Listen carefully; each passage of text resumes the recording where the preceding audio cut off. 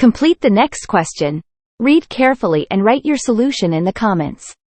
Subscribe to keep learning more maths with us. Have you considered how to solve this kind of problems? Did you know? More than 82% fails or make mistakes. At the end of the video, you get the answer. Next, I explain some hints to solve the problem. Pay attention. Pause the video if you need more time to read.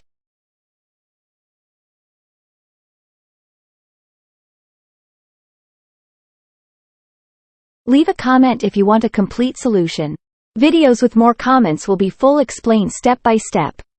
And that's it. Hear the answer. Now, take a screenshot to save the solution. Leave your questions in the comments. Remember, on this channel you can learn mathematics every day.